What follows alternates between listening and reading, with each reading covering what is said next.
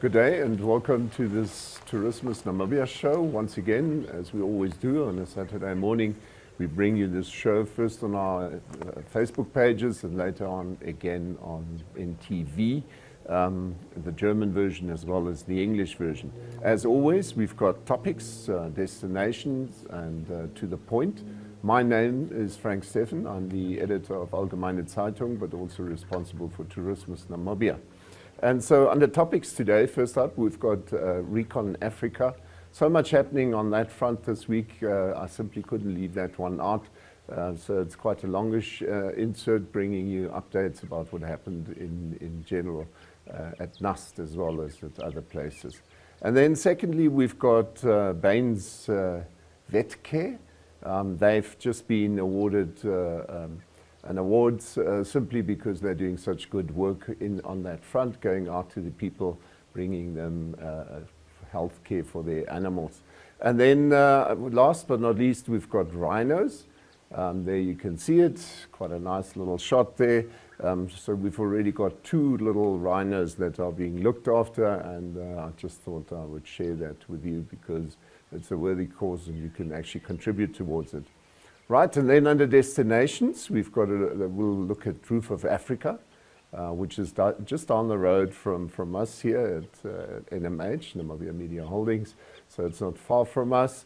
Then after Roof of Africa, we've got the Namibia Dolphin and Seal cruises. Quite a nice little shot here. Sylvanus, who always helps me with the show, was able to get this marvelous cut out for us there. Just a magic shot there. Anyway, after that we go straight on to the point. And to the point today, we'll have a look at something that Stephen Fry had to say about global warming. And don't worry, it's not about tree hugging, it's about common sense and absolutely worthwhile listening to. So that's our content for today. Up next, we obviously first go to topics.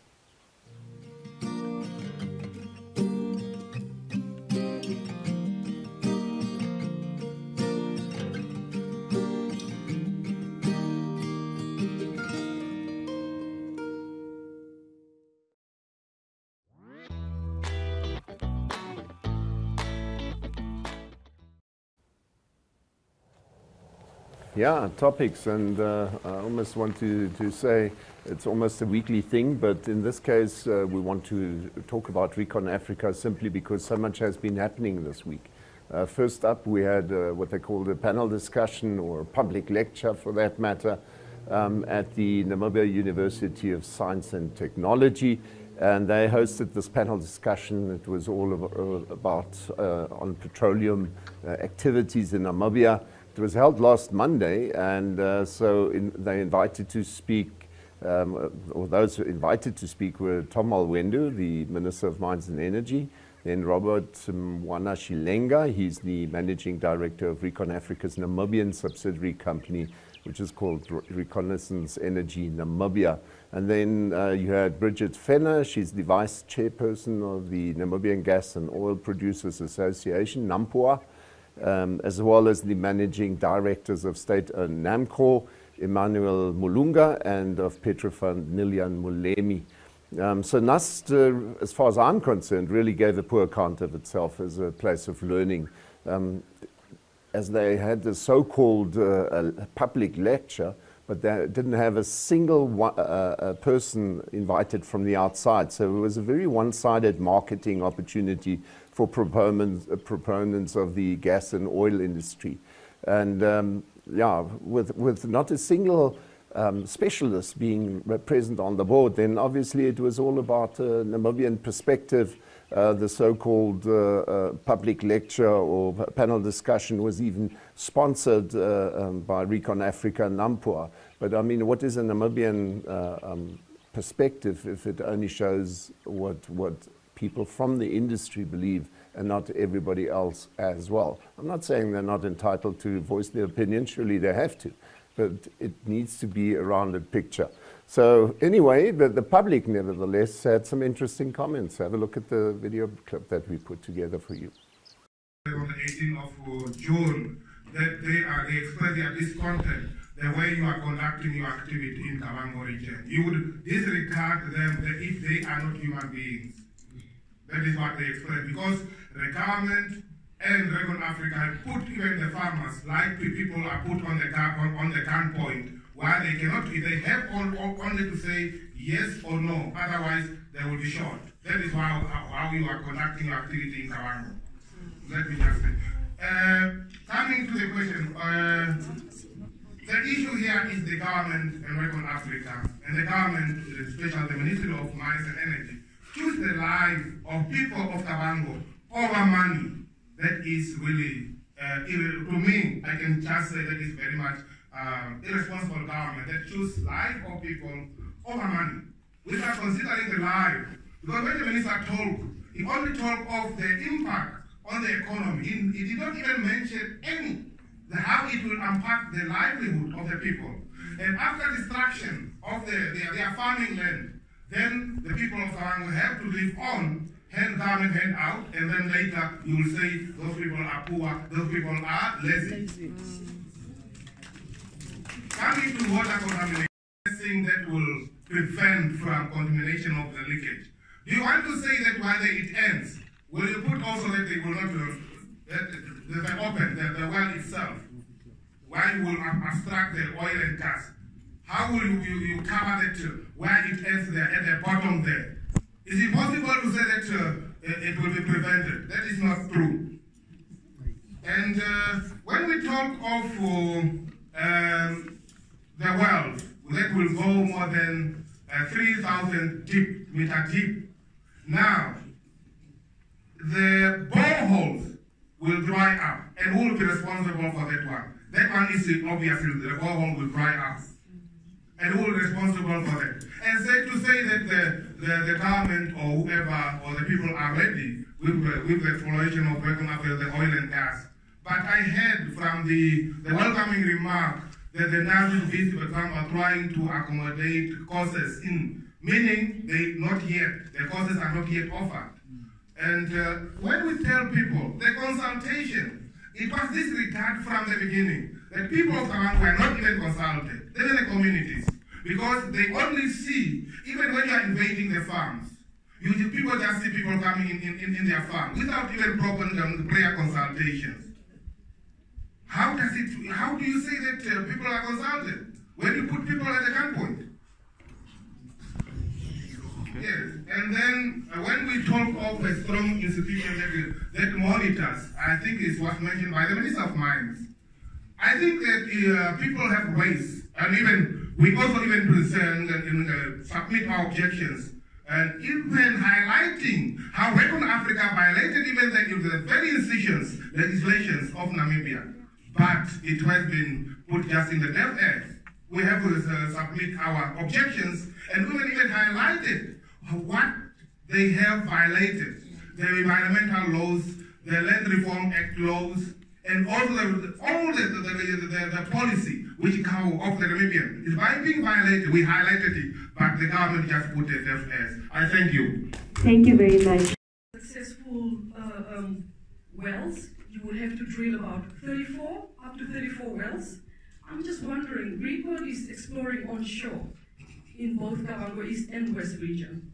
So we have already had issues whereby ReconAfrica has confiscated people from the ancestral land illegally, and also doing seismic surveys through people's Mahango fields and never compensated any of those people for anything. So now I'm wondering, this is going to be a large-scale, destruction of people's lives and livelihoods. What are we, how are we going to ensure that the people, together with the oil exploration that's going to take place, or that's already taking place, that they live, hand in hand, and nobody loses out, and nobody, because we are looking at people having to leave that area, lots of people having to leave that area and moved into urban areas, in squatter camps, which we, at the end of the day, cannot really maintain. And I just don't understand why our government decided to sign the Paris Agreement if we were unhappy with the terms that were in the agreement.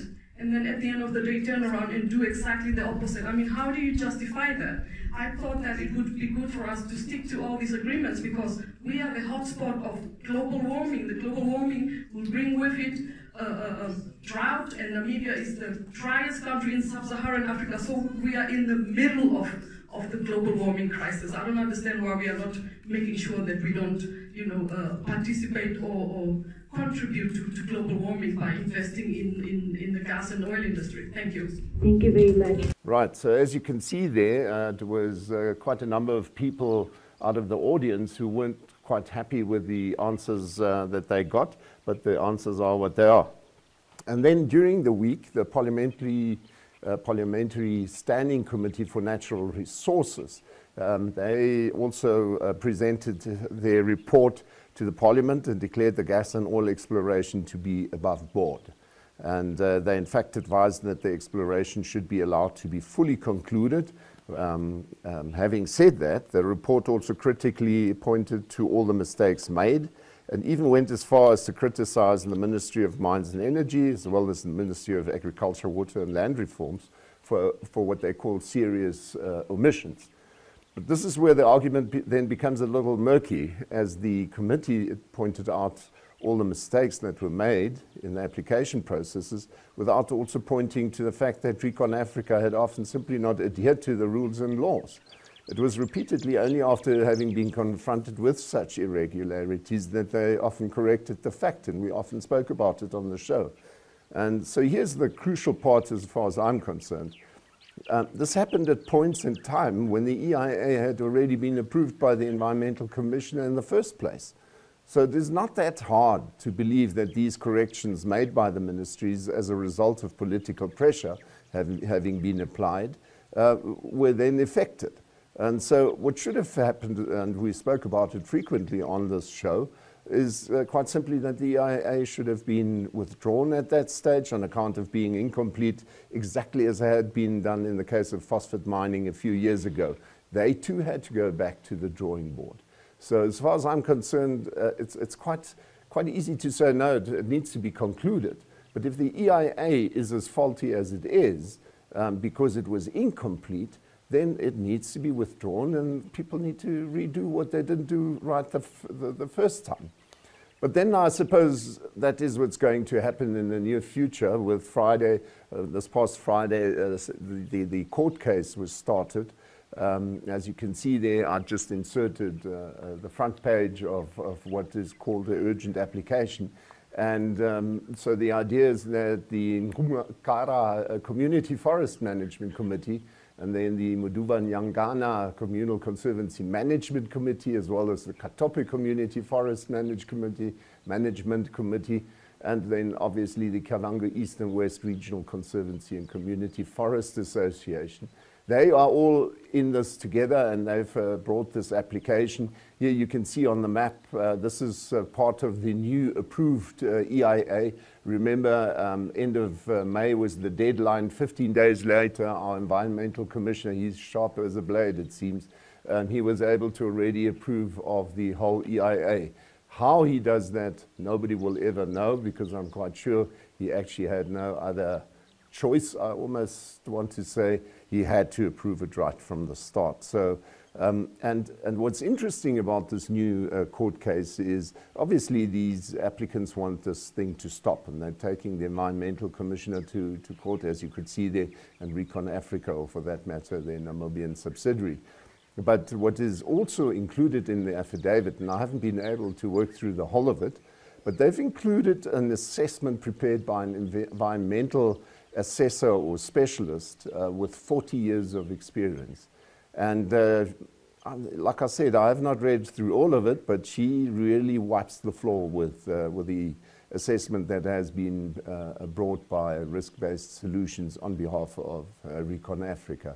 So it should be interesting to see that when the court gets down to the nitty-gritty, whether they'll be as easily swayed as the standing committee or the Parliamentary Standing Committee for Natural Resources was. But let's see how that works out, and I'll keep you posted on the show. Right, and then next we want to have a look at a nicer subject, Baines Vetcare. If you look at these photos here, obviously very nice to see. Baines Vetcare's mobile veterinary clinic has sterilized and vaccinated more than 13,000 pets nationwide over the past 5.5 years. So 100,000 kilometers have been covered during this period, reaching more than 40 destinations in all parts of Namibia.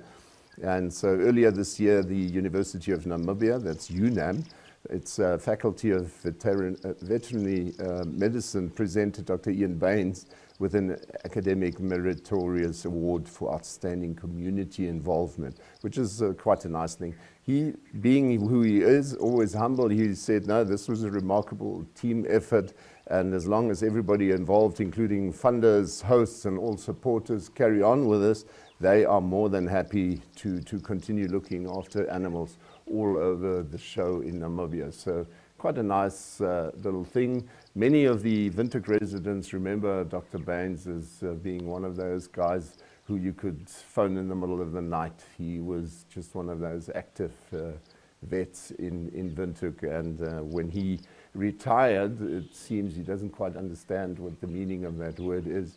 He's been on the go since then, so good luck to him and his team there. They seem to enjoy what they're doing, that's for sure.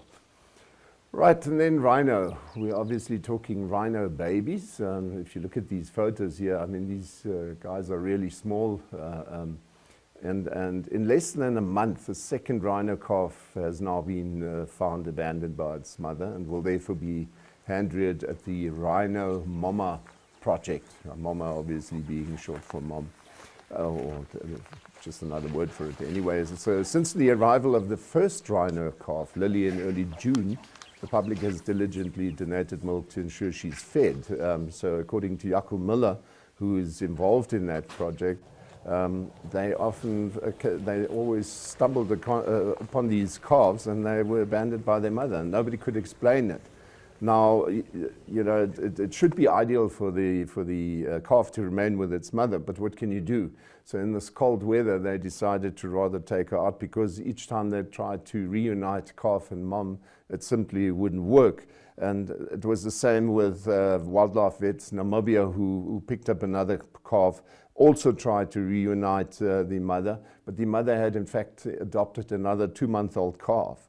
So it was a bit of a funny, each time all alarm bells go off, because everybody thinks now's the time that we find a poached rhinoceros carcass, but it's never been that way. So the second one is called Vinasha. And so the interesting part is that until they're fully weaned, they need to remain on the same type of milk. And that's why you saw that pack of Spar Long Life milk there just now. Here it is again. And it really is it's a case of, it is Spar Long Life fat-free milk. And the problem that they have is once they've started on a certain milk diet, they cannot easily change it. So that's what they say, at least, because they reckon the calves are very prone to changes in their diet, which will give them a runny tummy and whatever. So those are our calves this week, but we've also brought you a little video of it.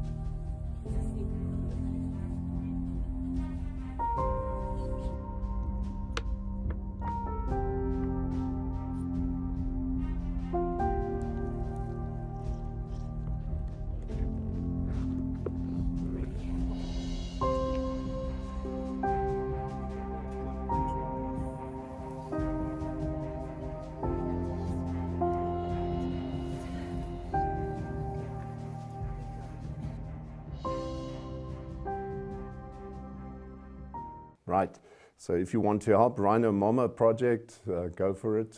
Easily to be found on the internet. But those were our topics for this week. Up next is destinations.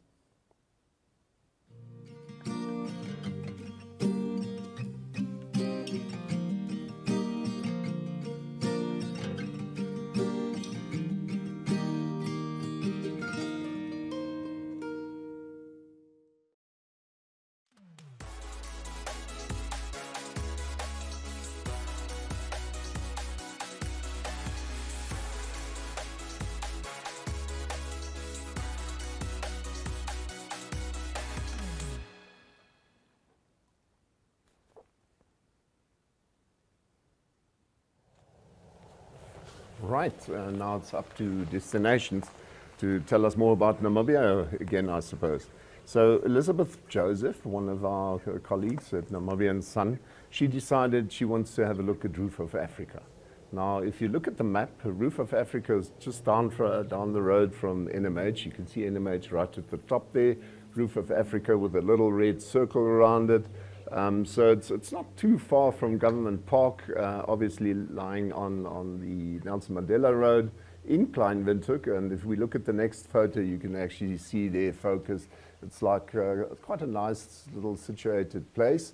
They're very environmentally friendly, as you can see there. The solar power can even be seen from up here. And but Elizabeth spoke to the general manager, Lucia. And Lucia then took her through the whole sort of facility there and the lodge and guest rooms and whatever. So they're boasting over 30 rooms, and the hotel as it is currently has quite a reliable and loyal client base. But as you can see, it's very nicely made up, lots of woodwork and timber and very nicely put together, this whole lodge. And so if you just want to go for a meal as Windhoek, you can easily do so on the one side. And then obviously if you pass through Windhoek and you need to spend a night, this is really like easy to reach, because as you come in from Gebabe's side, you would just have to turn off into Nelson Mandela Road, go down the road and find the place. I've been there and it's got a very pleasant atmosphere, so I can vouch for it in that regard. But here's the video of Elizabeth.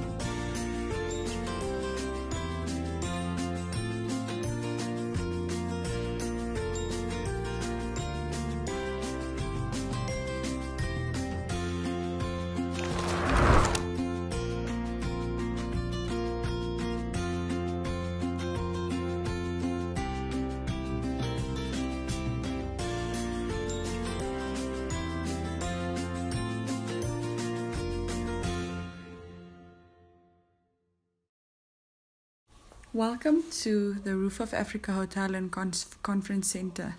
It is situated at least 15 minutes if you walk away from the city center in Windhoek, and it has beautiful inside and outside ambience and scenery. It has just over 30 rooms, and while we were walking through, we could see just why people choose to visit Roof of Africa and no other place in Windhoek.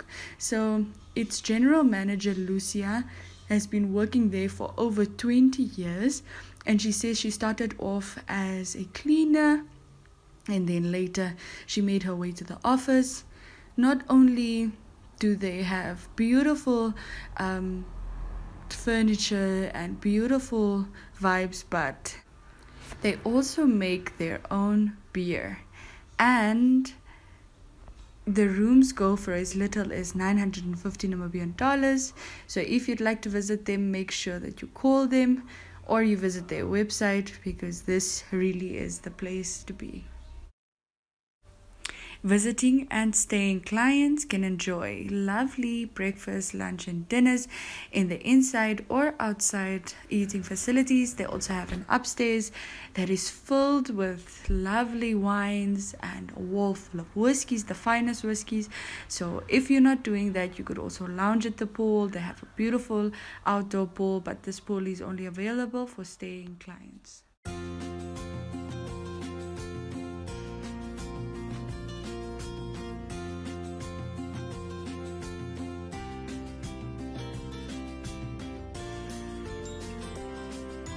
You can start.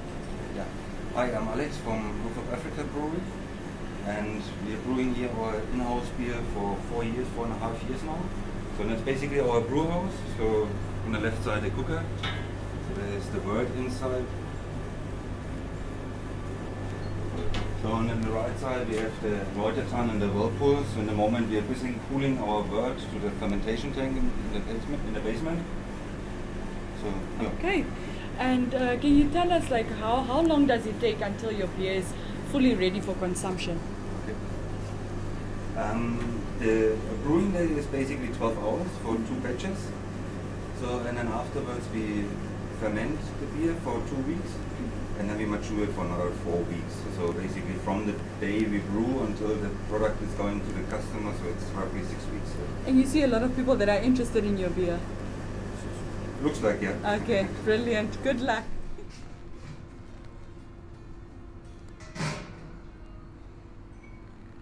Right, and that's Roof of Africa. Like I said, it's a Windhoek establishment. But now we have a look at the coast, because there we've got Leandria, who actually brought us something about Namibia dolphin and seal cruises. I've just taken out this one map here, simply so that you can easily see it. It's once again at the harbour, but not in the harbour facility or site. It's once again as you go past the yacht club. We recently spoke about another establishment. They're all situated there on the left-hand side, I would say, to the left of the harbour facility. You can't obviously on the photo see the fences, but you would basically go right to the yacht club, as I said. Go past the oyster bar and guest house and all those places, drive right around and almost reach the quay. You can basically see it from where it is there, where I've indicated the red spot.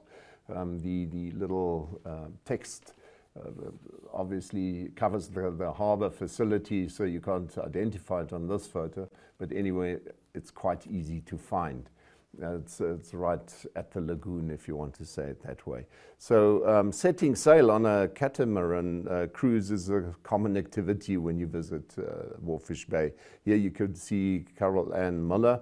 She's the owner of Namibia Dolphin and Seal Cruises, often also understood to be catamaran cruises. Here she stands in front of the big board showing what they've all got to offer. So clearly it's not only about the small stuff. You need to simply go onto the internet and find out more. But she's obviously spoken to Leandria Lowe, and she gave us a bit more detail. As you can see, quite nice photos, and as you could see during our introduction, the video that we'll show you now has some very nice photos and video clips in it. Just have a look. Today we travel to the Walvis Bay waterfront, which is home to various businesses. If you're in the mood for some catamaran cruising or simply just a bite to eat, the Walvis Bay waterfront is definitely the place to be. But for today, we are specifically visiting Carol Ann Muller, who is the owner and captain of the Namibia Dolphin and Seal Cruises, and she tells us a bit more about what her establishment has to offer. Carol Ann Muller is somebody who traveled the world. She loves traveling. Over a period of 24 years, I stayed in 36 countries. Then I came to visit my mother in Namibia, met my husband, and he re-imported me back into the country. So I'm Carol Ann, captain of Manatee, yacht Manatee. She's a sailing yacht that is made specifically for sea conditions, so she's very stable. I have 2 daughters, Heidi Ann, 12, and Rihanna, 10. And they love to be in the boat. When I'm in the boat, I'm first captain, and they are the 2 second captains. So they are really, really water babies. Namibia Dolphin and Seal catamaran cruises do the Dolphin cruises in Walvis Bay. We have a sailing yacht she's also got 2 engines. So we go out usually with the engines, and then if the wind is nice, we sail back. When the people get on the boat, the seals, pelicans and seagulls think the boat is a floating restaurant. So every morning when you go out, they come to the boat for sushi. So it's very nice, the interaction with the animals and feeding them. The seals are like us. One morning wake up in a good mood, one morning wake up in a bad mood. But if they come on the boat, we give them fish. And the seals also have each of them his own personality. Moody, we know if the one gets on, it's a good one. If the other one gets on, bad one. So we know them already. They're all rehabilitated animals that come except the seagulls. They see fish and then they come. So the people can actually feed the seagulls, and they really like that interaction. And then on the boat we have nice, yummy food. We have oysters and sparkling wine, snack platters, variety of snack platters. And of course, to finish off a meal, you have to have dessert. So we have dessert and coffee and tea as well. We go out 9 o'clock in the morning, and then we come back 12, 12:15, depending if we saw a whale and we spend more time there, or sometimes we see a mola, sunfish, or leatherback or a green turtle. Then we spend more time with them and then come back a little bit later. But the people don't mind, because it's like awe-inspiring to see this majestic 45-ton animal that glides through the water. When I met this tall blonde guy in Walvis Bay, I came to know him as a captain. He's a triple captain, Captain Hans Moller. He was very famous in Namibia for doing tours, and he started a company also doing dolphin tours with 3 catamarans. So I started to work with my husband, got this love for the sea and for the animals and working with people, because every time your cruise is different, and it's the most beautiful office in the whole world when you're at sea. But then we decided to travel overseas, and 2 months before we were supposed to leave, my husband was murdered. And then, to keep his legacy alive for our 2 daughters, I decided I will carry on with doing the cruises, because my children love it, and every time they're on the boat they think Daddy started this. So that is why I decided to carry on with the dolphin cruises. What makes mine different? Of course, all clients are treated VIP. When the time that they are on the boat, they are the most important people in my life. We try to spoil them and try to generate once-in-a-lifetime memories. Not everybody can afford to go, so they have to save up to go. And then we want to make sure that when they are on the boat, they love it. The food must be good quality. The oysters and the champagne makes them feel like royalty. So, and of course the boat that they are on is very important. Some of the other boats are not as stable as the catamaran, so people can get seasick, or if the engines are outside, they can smell the diesel and get seasick. With the catamaran, we try to be green. We love to keep the environment as green as possible for the next generation. So the boat also, the engines are inboard. We've got thick filters that the smoke goes through before it goes out, and then hardly any sound of the engine. So that is an awesome thing to be green. The engines, the sail drives, this is the part under the boat where the propeller is. It's deep under the water, so when the seals jump up onto the boat or the dolphins swim past, they don't get cut. Whereas an engine that is outboard, it sits on the back of the boat, and just the propeller is under the water. When seals jump up, they can get cut. So we make sure that we look after them. The closest thing that I can get here is actually touching a seal. A seal that's in front of you, and you touch it, and there's a pelican walking past, and you can touch its the pelican's butt, or put your hand in at the wing and it's warm, or you can feel it, the rubber part from the pelican's beak. It's things that, wow, nobody else has done it. So that is what I will tell them, come for something that's awe-inspiring, and you will never forget the feeling of feeding a wild animal as you can do on the boat. So that is really, really nice. But we also do weddings on the boat. And you get millions of people getting married in the church or in a hotel and having the reception there. But when you're at sea, it is awesome.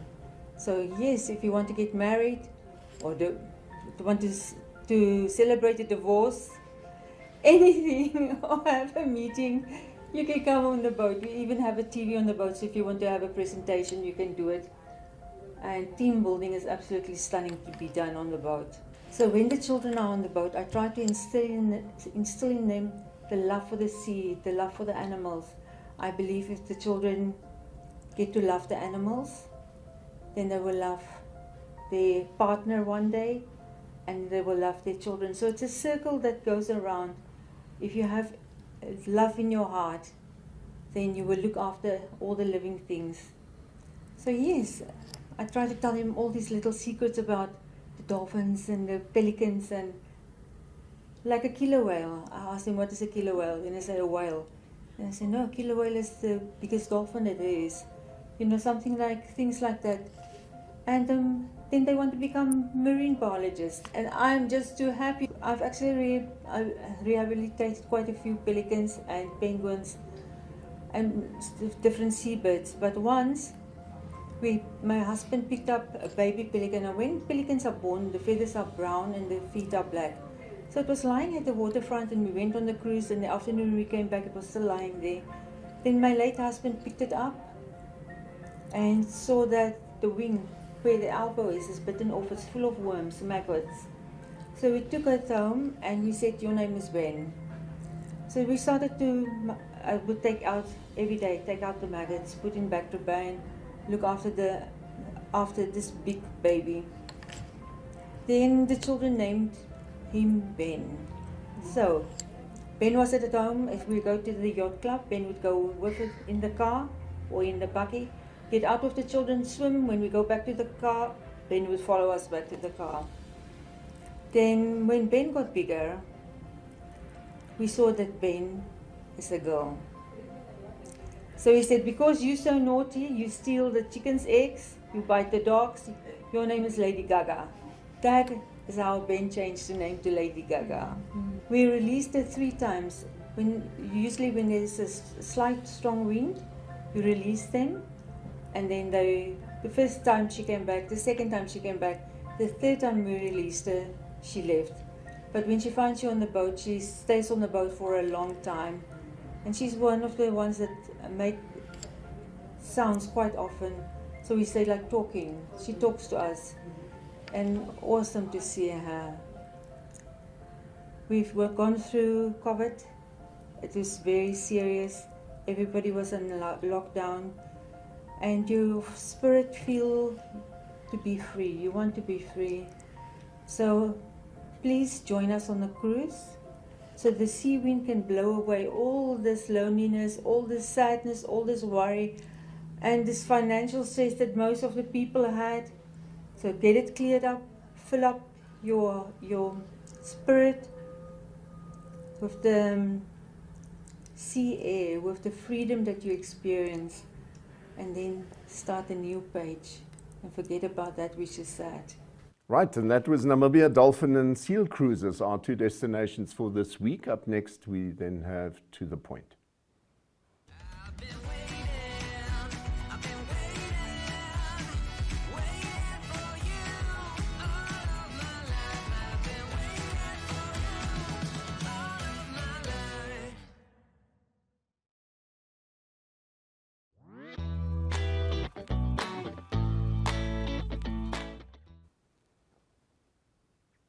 Right, today I've brought you something different simply because I thought this was worth while sharing with you.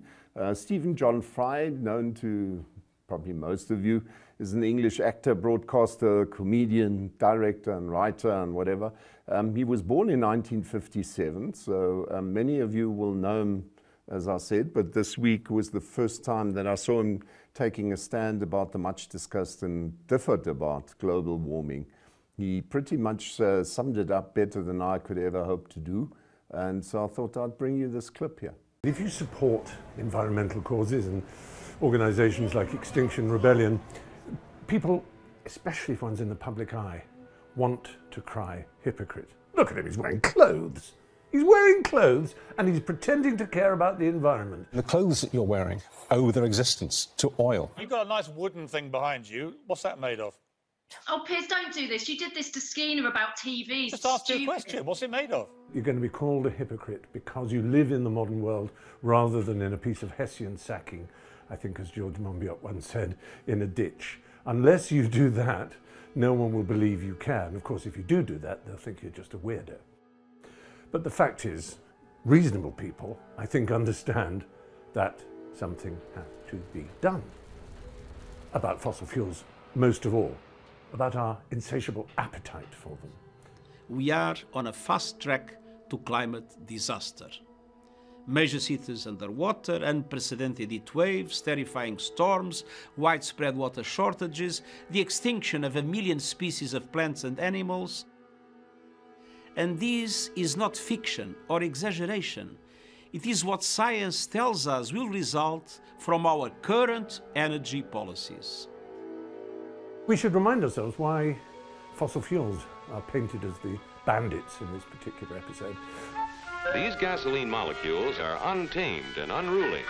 Well, you can't, in our world, burn fossil fuels without producing carbon dioxide, which flies up into the atmosphere and acts as a barrier, stopping heat, infrared and other things getting out and dissipating in space, and therefore creating what's known as a greenhouse effect. Because like a greenhouse, which is glass, it keeps the heat trapped in, and so the climate goes up. And when the climate goes up even by the smallest amount, it affects everything. We live in a very balanced kind of world. Over hundreds of millions, thousands of millions really, of years, this planet has established its balance that allows for the life it has now. Of course, if it goes and we don't do anything about it, it will start again and some other forms of life will be able to thrive, but not humans and not mammals and not most of the creatures and landscapes that we know and love will be wiped out. And it will be our fault because we're the ones who burn the fossil fuels. And our whole society and way of life is based on what we call a carbon economy, really, because our cars and our power, our fuel, the things we use to make everything, even if something like this pullover, which is made from a sheep's wool, but the electricity and the effort and the transport and the whole thing is based on carbon fuels. And who are we to deny it, especially to developing countries, you might say? So great is our demand that we're looking for new energy in places once considered sacrosanct. We're looking for underexplored areas in the world with the potential for large discoveries of oil and gas. And Namibia came out very high on that list. We took a license for that area, and now we're moving ahead to explore it. And that's my point. We have to talk about this, and we have to plan. It's no good just saying everybody give up carbon use, because we can't. Ultimately, it's up to governments. I apologise for the way this process has unfolded. It's also vital that we protect this package. You need to get them to recognise that this is the most serious crisis that humanity has ever faced, and that therefore we should plan. We should plan in a friendly way, a way that involves all of humanity as brothers and sisters together. And I know this sounds naive, and I know that recent history shows that apparently we don't regard each other as brothers and sisters, and we've never shown greater animosity. But it is possible, and deep down inside us, we know that that's what we want.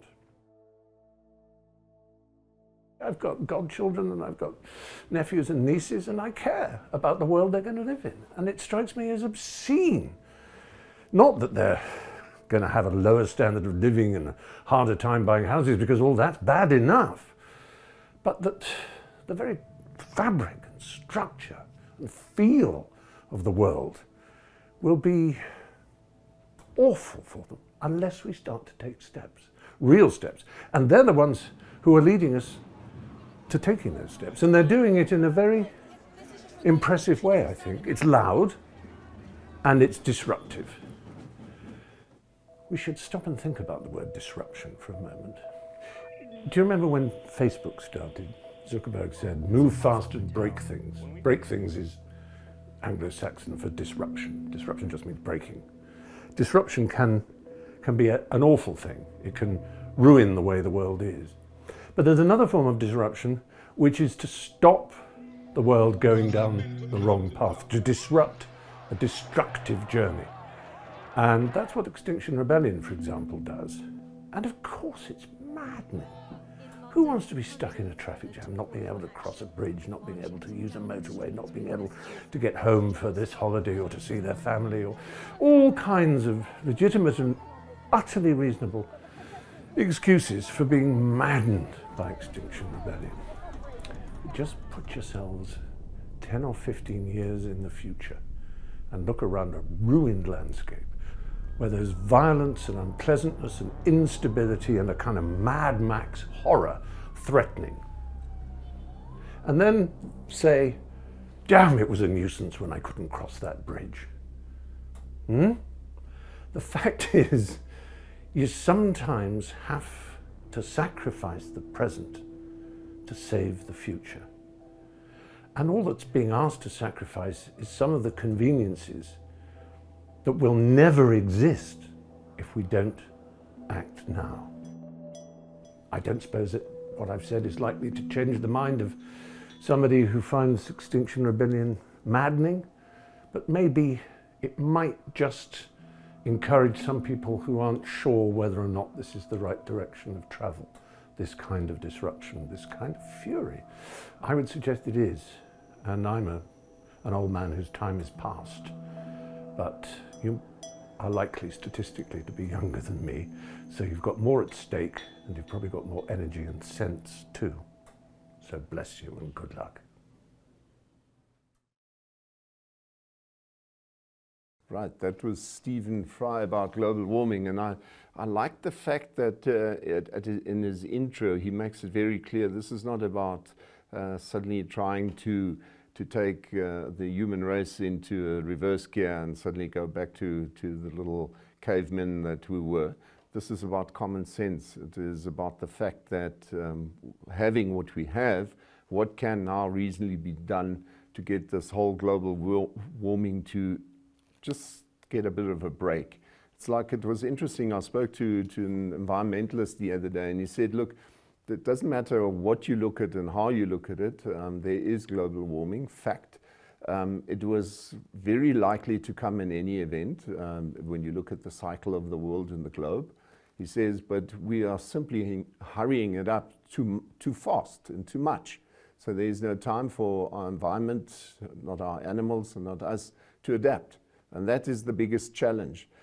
It is very likely that the world has been a warmer place in the past, and it's very likely that it was a colder place at one stage.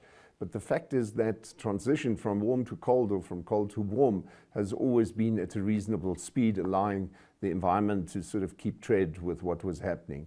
And at this stage, we simply need to find a way in which we can just pace ourselves so that we allow the globe to pace itself. So I pretty much like this, the way that Stephen actually summed it up there.